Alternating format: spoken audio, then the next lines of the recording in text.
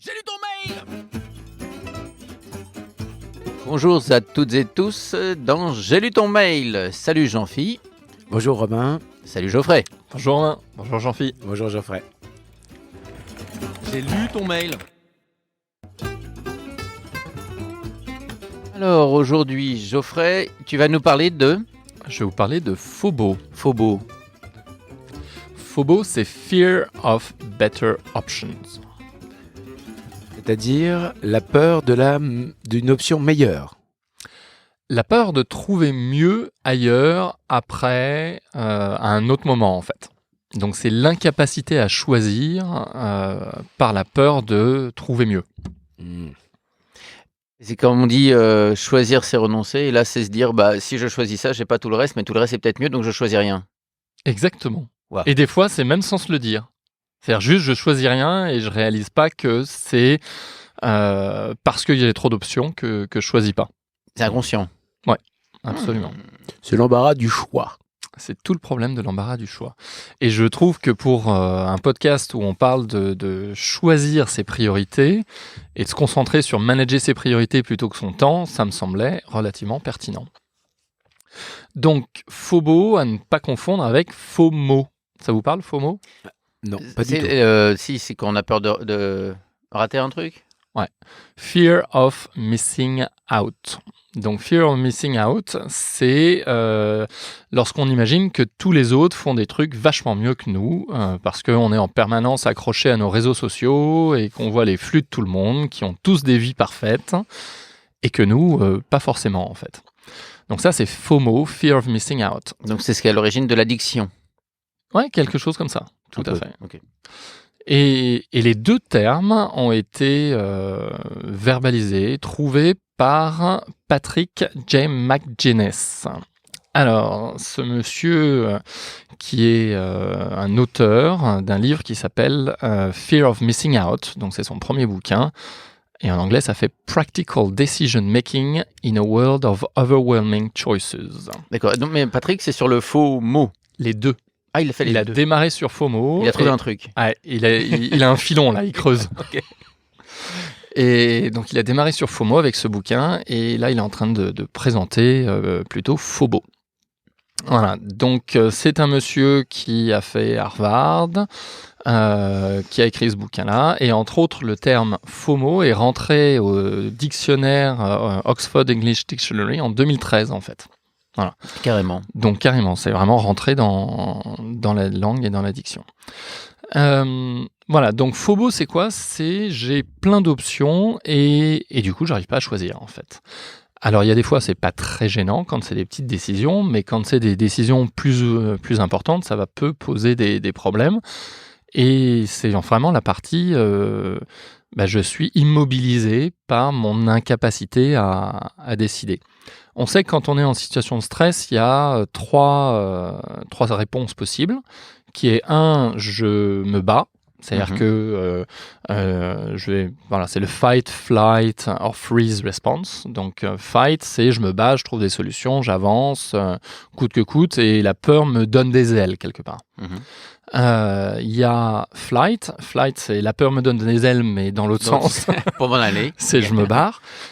Mais en business, en général, c'est ni l'un ni l'autre. C'est-à-dire que quand on est dans une situation stressante en business, on va rarement quitter la salle. Et on va rarement aller coller une droite à son manager ou gueuler ou etc. On sait que voilà. Par contre, ce qui arrive le plus souvent, c'est freeze. C'est-à-dire que quand on est dans une situation de stress en business, en général, je bouge pas parce que si je bouge, peut-être qu'il va se passer quelque chose de mal en fait. C'est un peu rapproché de la sidération dans les situations violentes. De là ? Sidération. T'es sidéré. Ouais, t'es sidéré, ouais, tout à fait. C'est-à-dire que t'es pétrifié, tu n'oses plus bouger. Alors historiquement, c'était je freeze, je bouge pas pour pas que. En fait, je fais le mort, quoi. C'est ça, pour pas qu'on me voie, pour pas que je sorte du lot, pour pas que le prédateur qui est là me repère et me mange, fut un temps. Voilà. Donc la plupart du temps, on est dans freeze. Et c'est exactement ce qui se passe quand on a cette peur de better option, c'est-à-dire que je n'ose pas choisir parce que potentiellement, je vais trouver mieux ailleurs, plus tard, autrement, etc. Et ça peut arriver dans plein de situations. Mais qu'est-ce qui nous fait croire ça ? Ou alors peut-être que je suis en avance sur ce non, que tu veux c'est très bien. Tu me propose l'enchaînement parfait. Et j'ai même pas lu avant sa chronique. En fait, on est dans un monde où il y a de plus en plus de choix. C'est-à-dire qu'avant, je rentrais dans un magasin, j'avais, j'en sais rien, 10 jeans, et je choisissais un parmi 10, et puis je ressortais avec mon jean. Et aujourd'hui, je vais rentrer dans un magasin, je vais avoir non pas 10, mais 5 modèles dans 10 coloris, donc ça fait 50 paires de jeans différentes. Et en plus, si jamais j'ai un doute, je peux toujours sortir mon téléphone et me dire « Ouais, mais est-ce que je trouverais pas mieux si j'achetais sur Amazon, sur machin, sur etc. » Et on se retrouve avec une quantité de choix qui est juste incommensurable. Voilà. Et c'est ça qui devient difficile à gérer, c'est la capacité à choisir, à faire des choix. Et ce qui est intéressant, c'est qu'en plus, il y a une connexion avec ce qu'on va appeler ego depletion. Je ne sais pas si ça vous parle, ego depletion. Alors, je vois bien en anglais ce que ça peut vouloir dire. Ouais. Moi, pas du tout. Je veux bien une traduction. Alors, ego depletion, la traduction qui est pas terrible, c'est la fatigue du moi. Voilà. Mais je ne suis pas très fan de ça. L'épuisement, déjà plus proche que fatigue. Oui, absolument. L'épuisement du moi, c'est lorsqu'on n'arrive plus à décider. Depletion ? Depletion, c'est le fait d'arriver à zéro, quoi, en fait. C'est ça. T'as une grosse quantité qui arrive à rien, c'est depleted. Ok, d'accord. Voilà. Et ça, c'est un terme qui est arrivé en psychologie sociale par Roy Baumeister, qu'on aime bien ici parce il a écrit le bouquin Willpower. Hey Rory. Voilà. Hi. Redécouvrir la plus grande force humaine, donc vraiment ce côté willpower, capacité de choisir, d'avancer, de décider, etc. Et ce monsieur Roy Baumeister, il a fait des tests et il s'aperçoit qu'à chaque fois qu'on fait des choix, on consomme du sucre. C'est-à-dire que notre cerveau, qui est alimenté par les glucides, on s'aperçoit qu'à force de faire des choix, le taux de glucides descend et il y a une fatigue décisionnelle qui se fait sentir au fur et à mesure de la journée. Oui, ça je connais. Et quand on arrive à la fin de la journée, on n'a plus d'énergie pour choisir et ça devient très très difficile. Le marketing connaît bien ça parce que lorsqu'on arrive dans un supermarché, on arrive et il y a les fruits et les légumes. Et du coup, on remplit son panier avec des fruits et des légumes. On dit, je suis quelqu'un de bien, je vais manger des fruits et des légumes. Et puis après, il y a la suite des courses, et quand on arrive à la caisse, il y a les chocolats, les bonbons. Et avec un peu de chance, j'ai tellement pris de décisions que j'ai une fatigue décisionnelle. Et je vois des bonbons, des chocolats, allez, pouf, je les fais tomber dans le panier et j'arrête de réfléchir. D'accord, donc non seulement ça touche les choix, mais en plus certaines barrières tombent, c'est ça. Absolument. Alors, sur le fait d'acheter des chocolats et des bonbons et des chewing-gums, c'est une chose. Là où ça peut devenir plus dramatique, et dans l'exemple de Roy Baumeister dans son livre, c'est très très bien souligné, c'est lorsque ce sont des juges qui font des analyses de dossiers par rapport à des libertés conditionnelles. Libération conditionnelle. Libération conditionnelle, merci. C'est-à-dire qu'ils ont remarqué que les dossiers qui étaient traités le matin étaient réellement analysés et il y avait un certain nombre de prisonniers qui bénéficiaient de libération conditionnelle. Et les dossiers de l'après-midi étaient traités beaucoup plus rapidement parce qu'il y avait une fatigue décisionnelle qui s'installait et plutôt que de prendre le risque de remettre quelqu'un en liberté alors qu'il n'était pas prêt, les juges décidaient non par défaut. D'accord. Donc, et ça a été mesuré. Donc ça veut dire que les juges, l'après-midi, ils ont plus de mal à choisir et généralement, ils sont plus sévères que le matin, c'est ça ? Ils ont plus de mal à choisir, ils ont plus de mal à décider, ils ont plus de mal à se concentrer, à rentrer dans les dossiers parce qu'il y a cette fatigue décisionnelle. Et du coup, ils se rabattent sur leur choix par défaut qui est, en cas de doute, la sécurité. Non. Je fais jouer le facteur de sécurité et du coup, je donne pas la liberté conditionnelle. Ouais, j'avais vu des choses comme ça aussi sur les temps de pause, et même du genre sur la fatigue, et qu'effectivement, les décisions qui sont prises avant une pause sont beaucoup plus sévères que les décisions qui sont prises après la pause. Absolument. Parce que lorsqu'on se repose, on régénère nos capacités à prendre des décisions. Et donc la fatigue du choix, le fait de ne pas arriver à choisir, parce qu'on a plein d'options, ça rentre dans cette catégorie-là. C'est-à-dire qu'à force de rechercher toutes les options possibles, finalement je suis tellement épuisé que je choisis pas du tout. Et je laisse le sujet, et je freeze, et les choses avancent pas. Mais alors, ça me pose une question, Ouais. parce qu'en termes de marketing, on nous abreuve, alors, c'est peut-être pas du marketing, mais on nous abreuve de plein de produits différents. Parce que Mhm. moi, ce que tu décris, c'est des choses, je me souviens très bien avoir ressenti presque une angoisse un jour où je devais aller chercher du lait dans un supermarché.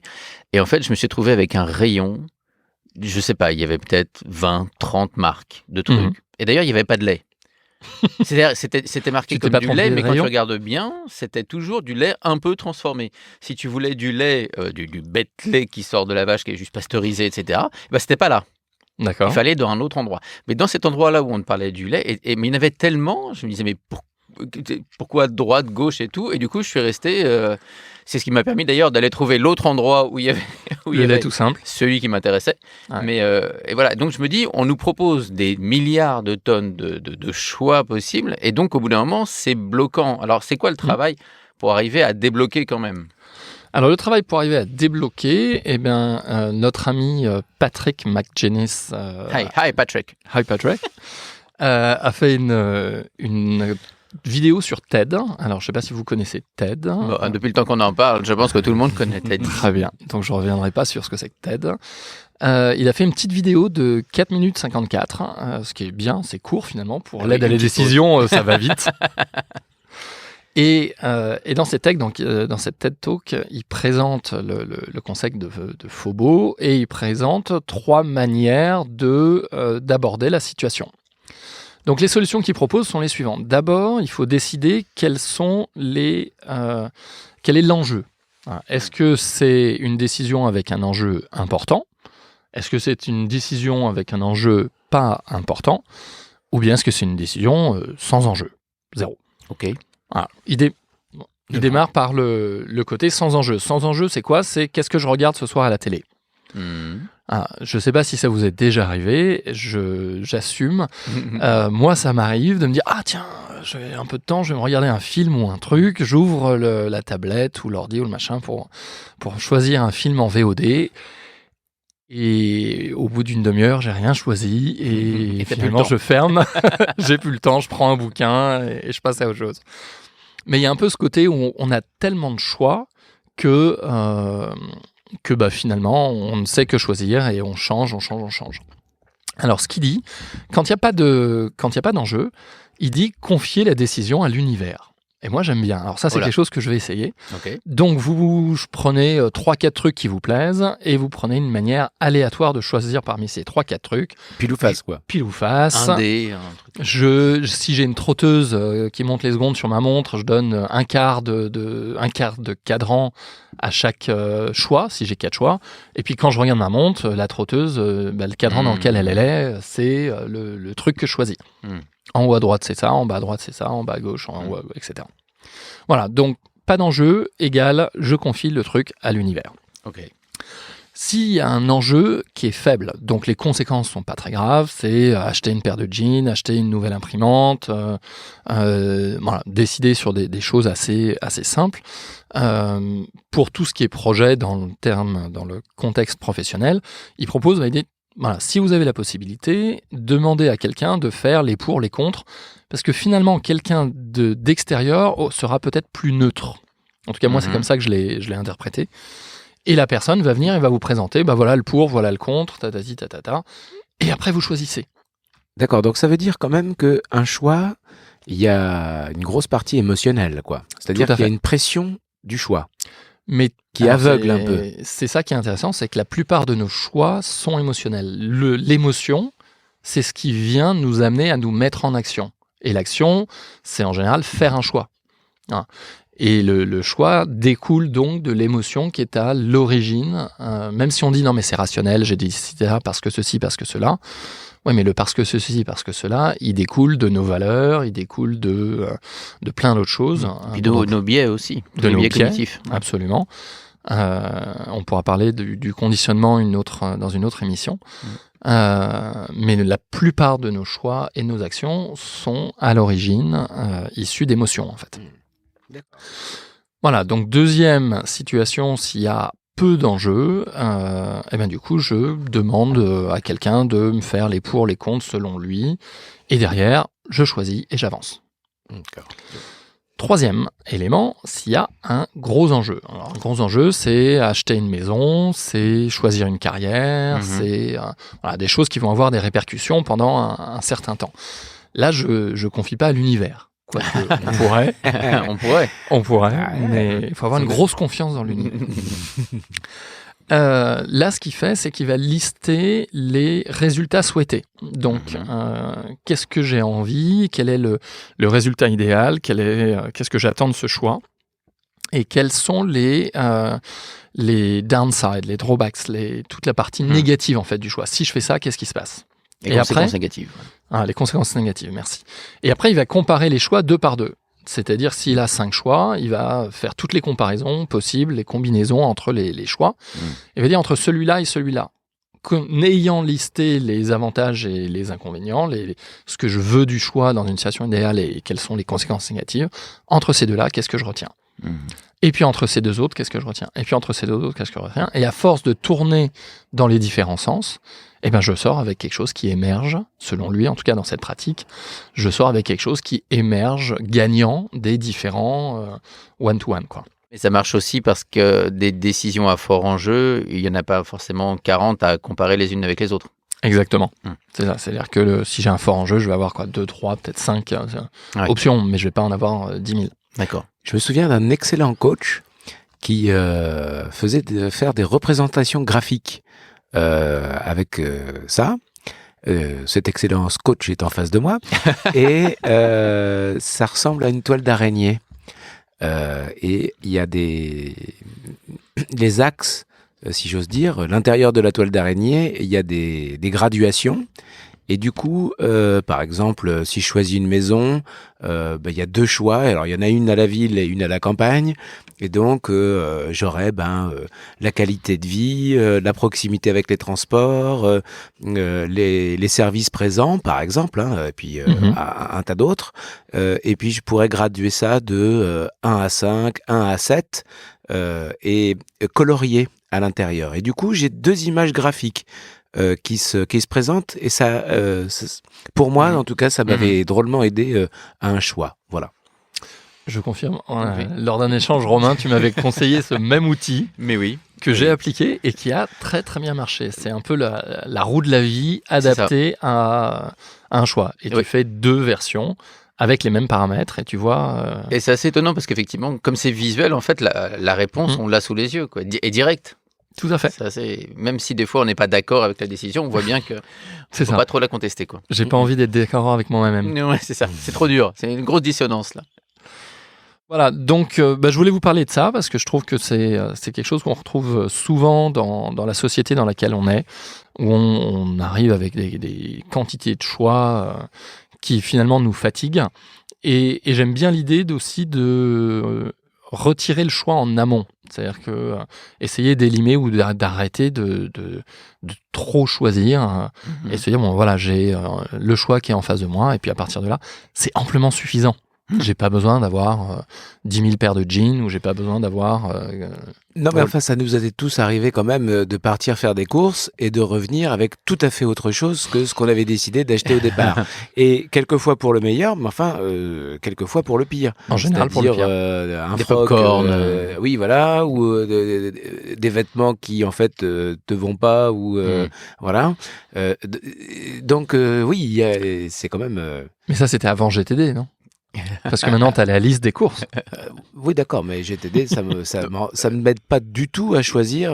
Non, mais la liste de courses peut t'aider, parce que si tu te tiens à ta liste, t'es moins enclin à acheter des choses qui sont pas dessus. Oui, mais il y a l'émotion qui rentre là-dedans. Et du coup, en tout cas, moi, ça m'arrive. Ça m'est déjà arrivé de revenir avec un truc moins bien que ce que j'avais décidé de choisir au début.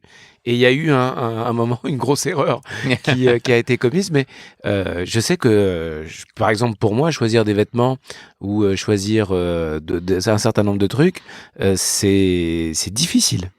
C'est difficile de me dire, ah oui, mais alors, est-ce que ce truc-là, là, voilà. Puis du coup... D'accord. Ouais. Tu veux t'allonger qu'on en parle? Vous êtes bêtes, tous les deux. J'embraye sur la fatigue décisionnelle, puisque finalement c'est lié, tout ça, j'ai l'impression. Tout à fait. Est-ce que... alors, j'avais 2 trucs. Un premier, c'est quand tu parlais tout à l'heure, je me suis dit, mais en fait, ça, c'est l'âne de Buridan, quoi. Est-ce que c'est l'âne de Buridan? Parce que finalement, j'ai à manger, j'ai à boire. Ben, je mange pas, je bois pas parce que je sais pas par quoi commencer. Alors, est-ce que c'est ça?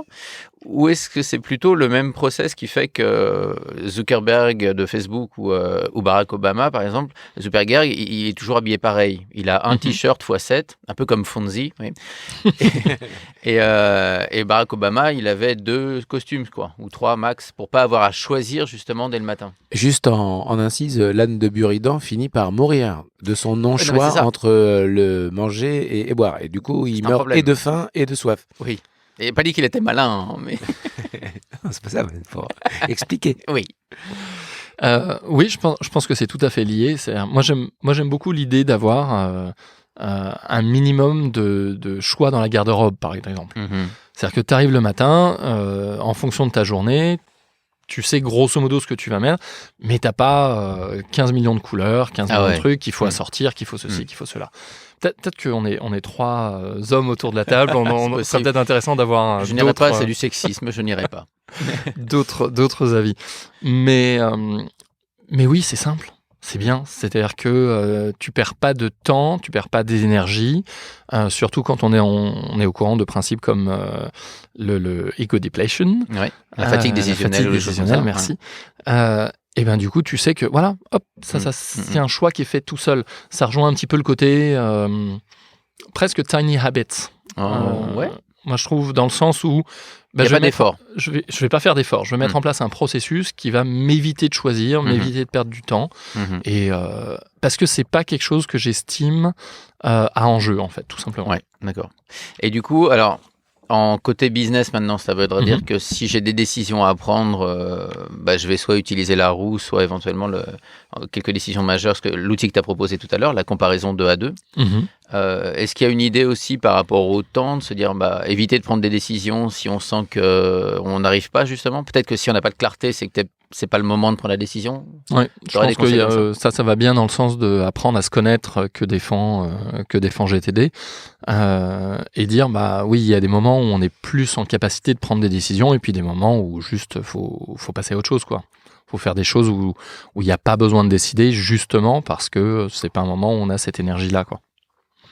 Donc voilà, est-ce que je suis meilleur à prendre mes décisions l'après-midi ou le soir parce que je suis créatif? Est-ce que je suis meilleur à les prendre le matin parce que je suis frais? Ça dépend vraiment des gens.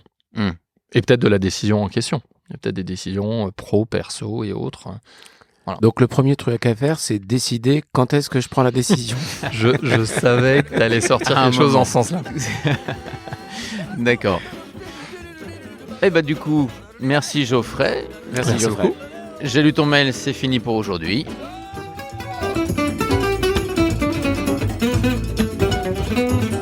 Je vous invite, chères auditrices, chers auditeurs, à liker, à mettre des étoiles, des pouces, n'importe quoi, tous les trucs qui font que vous montrez que vous aimez bien et qui vont contribuer à nous faire connaître. Puis par ailleurs, si pour ceux qui vont sur notre forum, peut-être dites-nous comment est-ce que vous prenez vos décisions. Voilà, forum de productif et serein. Et en cas de doute, décidez pas, mettez directement 5 étoiles.